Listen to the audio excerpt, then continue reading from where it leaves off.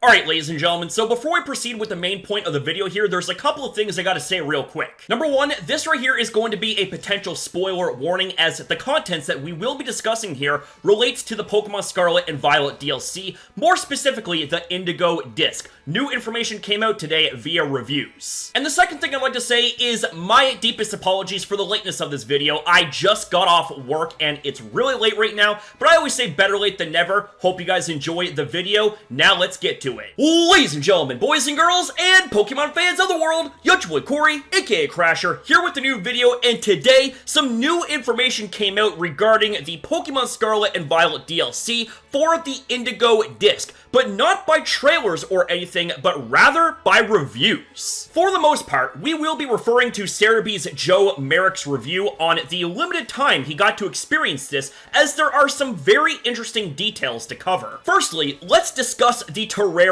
The terrarium has 4 different habitats: the polar, savanna, coastal, and canyon. Those seem like very diverse and awesome places. In these habitats, we get all sorts of Pokemon, including regional variants, such as Alolan Exeggutor, Alolan Sandshrew, and also having Cantonian Tauros and much more. It's also been confirmed that this takes place in the Unova region, which is interesting to note. It's also interesting that regional forms and non-regional forms will be found in the terrarium, which makes me wonder more about it. Also, starter Pokemon are said to be found throughout the terrarium, but their rarity remains to be seen. We also have other details, such as how the terrarium isn't like Paldea, as this doesn't have any cities or villages. It's an artificial environment with lots of rest spots and other standard functions like healing Pokemon, TM creating machine, and more. Also, Terra raid battles and mass outbreaks occur here too, as well as in Paldea. We also learn more about tough battles, and I had a feeling that this DLC would be more battle focused, which is awesome. It also seems like double battles will be the focus, with high-level Pokemon and having some of the classic double battle strategies that will make things more challenging, so do be warned about that.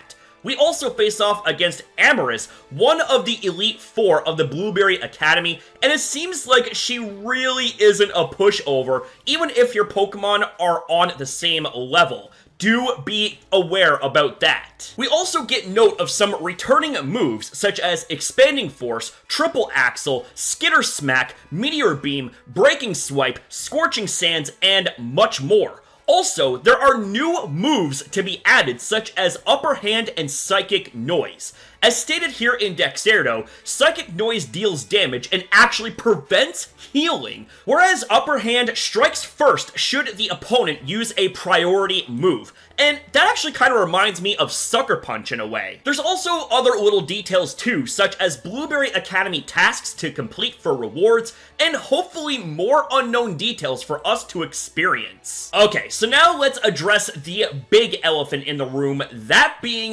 whether or not there were performance issues when it comes to these reviewers playing the Indigo Disk. Now, from my research so far, it doesn't seem like that the performance issues were too much of a hindrance. It sounds like that they didn't get worse. Now, what I am concerned about is if they are going to be fixed at least to a serviceable level by the time the DLC comes out on December 14th. Because when the Teal Mask came out, there were a lot of issues, and I actually think I documented said issues on my second channel. Feel free to check it out, by the way. I know, shameless plug, I know. But here's the thing, is that I know that the game is not perfect. None of us are expecting perfection out of anything, really. I mean, perfection is an unrealistic standard. But for the amount of money that we pay for content from Pokemon, from Game Freak, etc., I think it wouldn't be too much to ask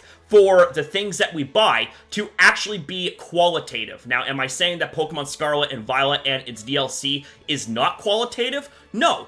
They're actually a lot of fun, but the performance issues do objectively hinder the experience of the user. And even Cerebee's Joe Merrick himself actually points out about the performance here, how that's one of the things that has worked against Pokemon Scarlet and Violet.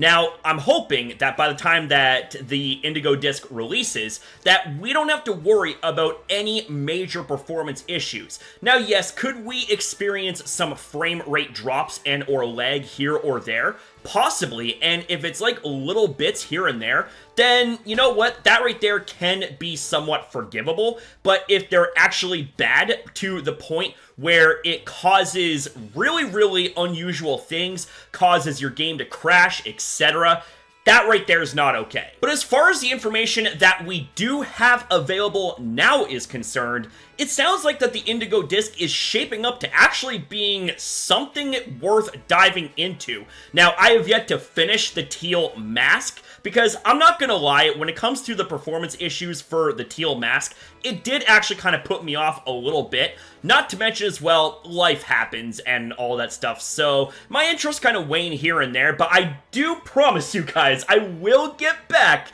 to finishing the DLC for the teal mask before the DLC for the Indigo Disk comes out. So do be aware and do have notifications on and subscribe if you are into that type of content here on the channel. Now, I think it's absolutely fantastic that we have ourselves returning moves. One of the moves that I am most excited for would be Breaking Swipe, because it is a base 60 power dragon type physical move that has the, I believe, a 100% chance to lower the opponent's attack stat by 1 stage. And if defensive Pokemon are able to learn that move, that right there is going to go a long way when it comes to wanting to have tanky builds for Pokemon that can learn that move with the stats allocated properly. But what are your guys' thoughts and opinions about what we discussed here in today's video? Does this get you more excited for the Indigo Disk DLC of Pokemon Scarlet and Violet?